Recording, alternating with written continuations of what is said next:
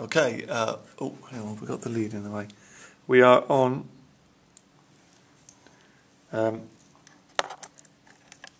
just throwing out the camera. Right, we're on to question 5. Tarek collected information about typical prices for four-bedroomed houses at varying distances in a large city. He chooses houses at 10-mile intervals. So he chooses, right, that's important, isn't it? His results are shown below.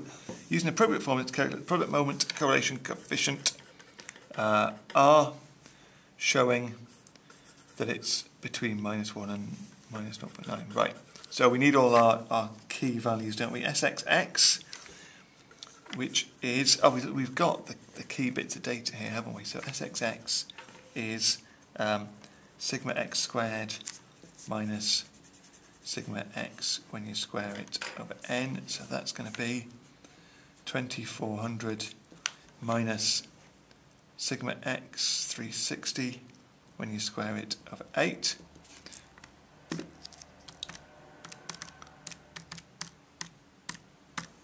which gives us 4200.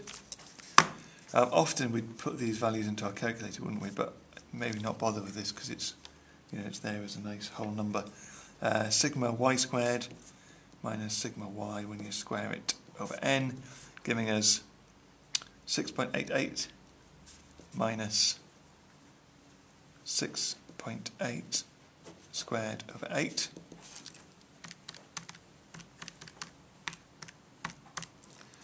(1.1), another nice clear value, and s xy sigma xy minus sigma x sigma y over n, so that would be 241 minus 360 lots of 6.8 over 8, giving us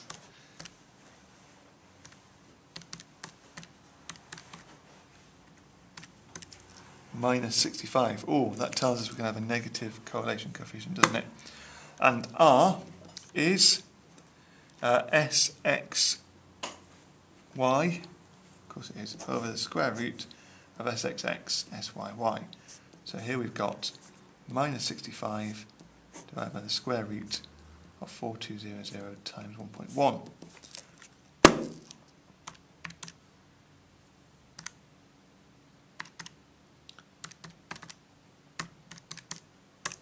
Giving us -0.956 to 3 significant figures. There we go. Hence between -1 and -0.9, but again necessary to put that at the end. State what this value of R shows in this context. Well, this was house prices, the distance from the city, from a large city, and we've got a very strong negative correlation. So this shows that the further away you get from the centre of the city, the house prices decrease. We've got to put it in context, haven't we? As you move away from centre of the city, we've got a strong negative correlation happening there. Part 3, Tarek decides to recalculate the value of R with the house prices measured in hundreds of thousands of pounds instead of millions of pounds. State what effect, if any, this will have on the value of R. Well, this whole thing is designed to be independent of the units of measurement. So if we measure our house prices in a different quantity, even if we converted them all to Swedish krona, wouldn't make any difference. So we are left with no change at all as our answer to that. Okay, we're on to part 4. Calculate the regression line of y on x. Well, the y on x regression line, that's y equals a plus bx. Again, we're getting this from the formula booklet, where b is sxy over sxx. So we've got these figures. That was -65. There it was in 4200. Giving us -65 over 4200. -13 over 840. And y bar is a plus b x bar.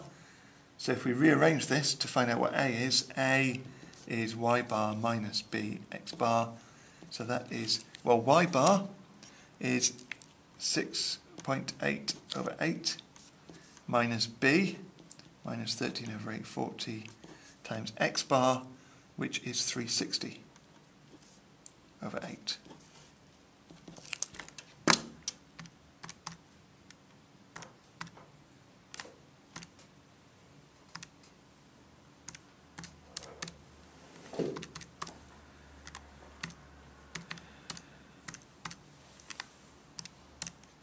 Giving us a value of, have we got it? Yep, 433 over 280.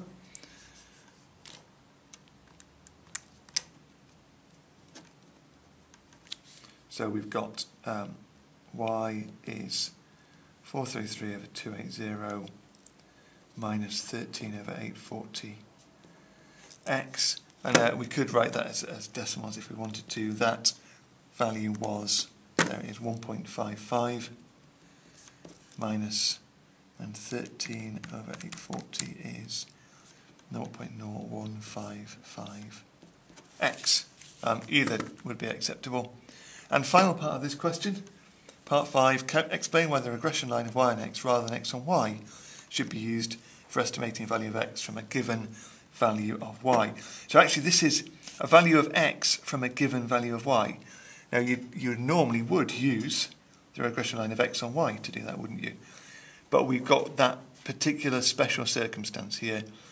This is the case where Terrick chose houses at 10-mile intervals from the city. So x in this case was a controlled variable. The x values were chosen by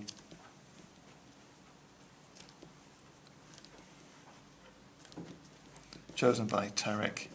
So x was a controlled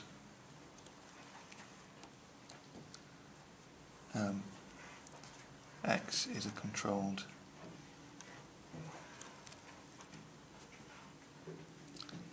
variable. Okay, it's about these distances being chosen by Terrick. I'm going to write distances in there just to cover myself, make sure. Okay, and that's maths.